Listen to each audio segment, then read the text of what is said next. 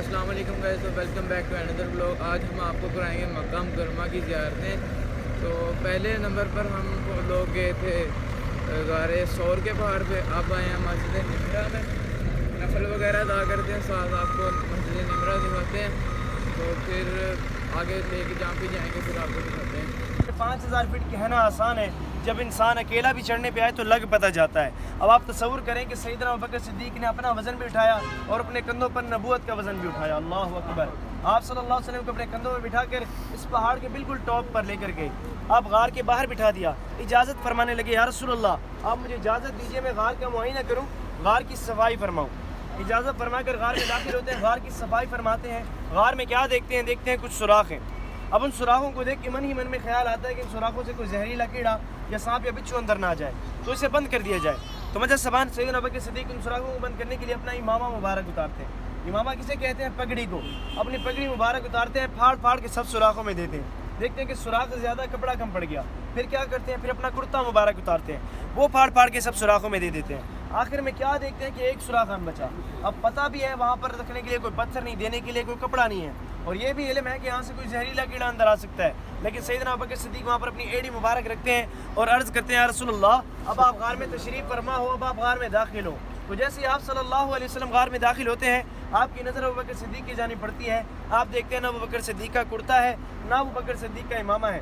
آپ فرماتے ہیں کہ ابوبکر میرے بھائی آپ کا کرتا اور امامہ کہاں ہے؟ تو سیدنا ابوبکر صدیق عرض کرتے ہیں، یا رسول اللہ جب میں غار میں داخل ہوا تو میں نے دیکھا یہاں پہ کچھ سوراخ تھے، تو مجھے یہ گوارا نہ تھا کہ جب آپ آرام فرما رہے ہو، جب آپ سو رہے ہو تو آپ کے آرام میں کوئی زہریلا کیڑا خلل فرمائے، اسی لیے میں نے سب سوراخوں کو بند کر دیا۔ چونکہ آپ صلی اللہ علیہ وسلم کے پیر مبارک زخمی تھے تو آپ فرمانے لگے، ابوبکر میں تھکا ہوا ہوں، میں آرام فرمانا چاہتا ہوں۔ تو سیدنا ابوبکر صدیق عرض کرتے ہیں، یا رسول اللہ آپ میری گود میں سر رکھ کے آرام فرماؤ، آپ میری گود میں سر رکھ کے لیٹ جائیں۔ اب جیسے ہی آپ صلی اللہ علیہ وسلم سیدنا ابوبکر صدیق کی گود میں سر رکھتے ہیں، آپ کو نیند آ جاتی ہے۔ اب اس منظر کو علماء نے کیسے پیش کیا؟ اس کو کچھ یوں پیش کیا کہ سیدنا ابوبکر صدیق کی جو گود مبارک کو درجہ دیا گیا وہ ریل مبارک کا درجہ دیا گیا، جس کے اندر ہم قرآن پاک کو کس کی تلاوت کرتے ہیں، اور آپ صلی اللہ علیہ وسلم کے چہرے انور مبارک کو قرآن مجید فرقان حمید کا درجہ دیا گیا۔ اللہ اکبر۔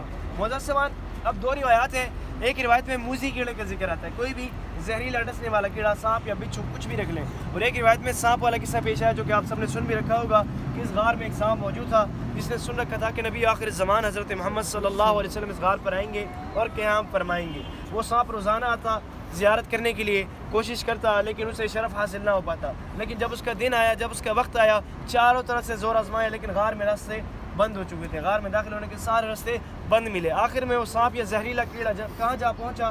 جہاں پر سیدنا ابوبکر صدیق کی ایڑی مبارک، ان کا پیر مبارک ہے۔ سانپ ڈستا ہے، سیدنا ابوبکر صدیق برداشت کرتے ہیں۔ کیوں برداشت کرتے ہیں؟ کیونکہ آپ صلی اللہ علیہ وسلم کی گود میں سر رکھ کے آرام فرما رہے ہیں۔ اللہ اکبر۔ سانپ ڈستا رہتا ہے، آپ برداشت کرتے رہتے ہیں، کتنا برداشت کرے گا؟ سیدنا ابوبکر صدیق جسم میں، پورے جسم میں جب زہر پھیل جاتی ہے، آپ اور ہم معزز سامان اپنے ہاتھوں پر، پیروں پر، جسم میں قابو پا سکتے ہیں۔ میدان عرفات یہ میدان ہے جس میدان میں حج کا اہم رکن ادا کیا جاتا ہے، جس کا نام ہے وقوف عرفہ۔ وقوف کے معنی ہے رکنا، ٹھہرنا، قیام کرنا اور تھم جانا، اور عرفہ کے معنی ہے معرفت کرنا، جان پہچان کرنا۔ اب اس میدان کو جو ہے وہ سب سے پہلے عرفہ کے نام سے جانا گیا تھا کیونکہ اسی میدان میں حضرت آدم علیہ السلام اور اماں حوا کی معرفت ہوئی تھی۔ حضرت آدم علیہ السلام اور اماں حوا جب جنت سے اتارے گئے تو حضرت آدم علیہ السلام جو تھے وہ سری لنکا کی سرزمین پہ اتارے گئے تھے، اور اماں حوا جو تھی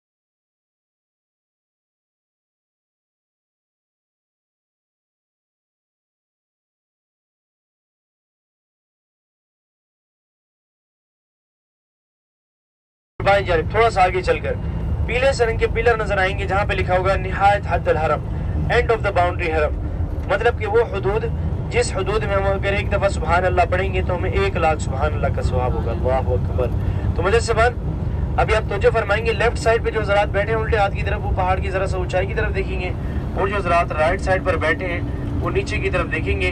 पीले से रंग का जो पिलर आएगा वहाँ पे लिखा हुआ नजर आएगा निहायत हदल हरम। फिर उसी के साथ ही हम हरम पाक की हदूद से बाहर हो जाएंगे, हदूद हरम से। अब देखिए तवज्जो फरमाएंगे, लेफ्ट और राइट साइड पर दोनों जाएंगे।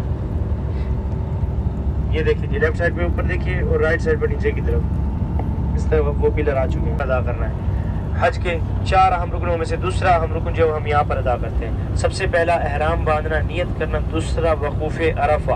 अगर ये रह गया, अगर आप यहाँ पर इस मैदान में 9 ज़िलहज्जा के दिन नहीं आते तो आपका हज ज़ाया हो जाता है, आपका हज मुकम्मल नहीं होता।